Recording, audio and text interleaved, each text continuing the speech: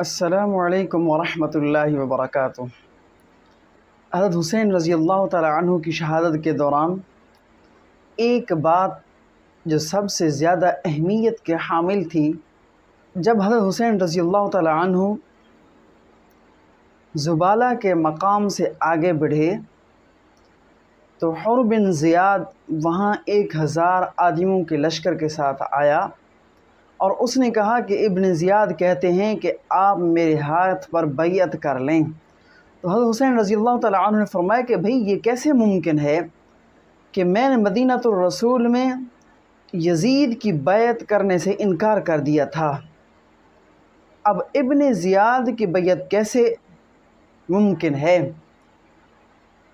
تو اس حر نے کہا کہ بھی مجھے یہ حکم ملا ہے کہ میں آپ کو گرفتار کر کے آپ کو بحفاظت ابن زیاد کے سامنے پیش کروں۔ تو حضرت حسین رضی اللہ تعالیٰ عنہ نے اس حر کے سامنے 3 مطالبات کو رکھا۔ ان میں سے نمبر 1 یہ کہ حضرت حسین رضی اللہ تعالیٰ عنہ نے فرمایا کہ آپ مجھے واپس جانے دیجئے، کیونکہ اب حالات تبدیل ہو گئے، اہل کوفہ کے حالات معلوم ہو چکے، وہ اپنے وعدوں سے پھر گئے، تو مجھے اب واپس جانے دیا جائے۔ نمبر 2 یہ کہ مجھے کسی سرحدی مقام پر بھیجا جائے کہ جہاں پر جہاد ہو رہا ہو اور میں اس جہاد میں شریک ہونا چاہتا ہوں۔ اور نمبر 3 یہ کہ مجھے یا پھر یزید کے پاس بھیجا جائے، وہاں جانے کی اجازت دی جائے کہ میں یزید کے سامنے آمنے سامنے ہی بات کرنا چاہتا ہوں۔ تو حر نے یہ تمام باتیں خطوط لکھ کر ابن زیاد کی طرف روانہ کیا۔ تو ابن زیاد نے جب یہ باتیں پڑھیں تو اس کے دماغ پر بڑا اثر ہوا۔ اس نے کہا کہ مطالبات تو واقعی اچھے ہیں کہ کسی ایک نہ ایک بات پر ہی متفق ہو جایا جائے اور اس تمام مسئلے کا حل نکالا جائے۔ تو ابن زیاد اب یہ سوچ رہا تھا کہ ابن زیاد کی محفل میں شمر ابن الجوشن بیٹھا ہوا تھا، جس نے کہا کہ اے ابن زیاد، یہ غلطی کبھی نہیں کرنا کہ آپ حضرت حسین رضی اللہ تعالیٰ عنہ کے ان 3 مطالبات میں سے کسی ایک مطالبے پر راضی ہو جانا۔ میں آپ کو خبردار کر رہا ہوں کہ اگر اس مرتبہ آپ نے حضرت حسین رضی اللہ تعالیٰ عنہ کو جانے کی اجازت دی تو آئندہ حضرت حسین رضی اللہ تعالیٰ عنہ اپنے لشکر کے ساتھ آئیں گے اور آپ کو ختم کر دیں گے۔ میں آپ کو وارننگ دیتا ہوں کہ آپ حسین رضی اللہ تعالیٰ عنہ کو ایسے جانے نہ دیجئے۔ تو ابن زیاد کی اب پھر سوچ تبدیل ہوئی۔ بھئی دراصل دیکھیے کہ ہر محفل میں کوئی نہ کوئی بدعنوان ضرور موجود ہوتا ہے۔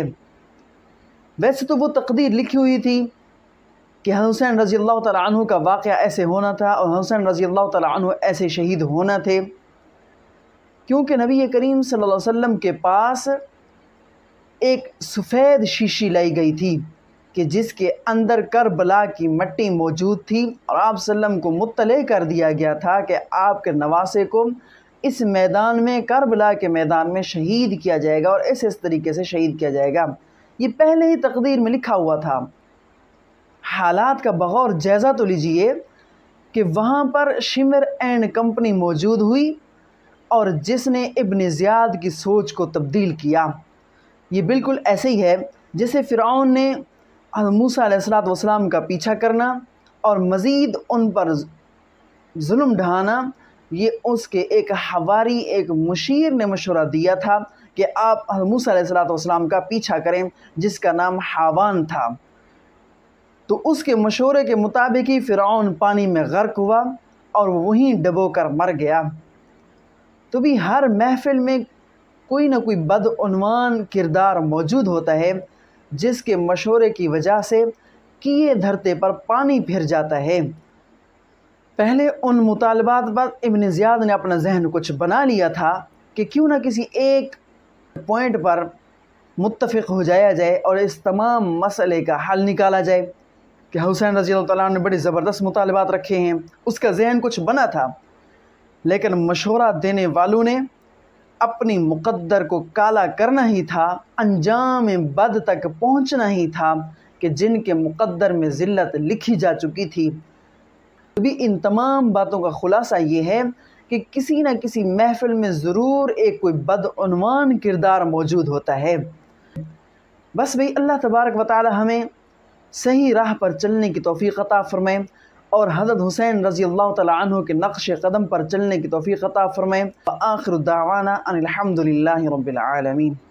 جو سونے دا نواسائے وفاواں دا خلاصائے امانت ہے اثاثائے حسین پیر حسین دن جو ہے قرآن دا قاری ملی جنت دی سرداری جندی صورت ہسی پیاری حسین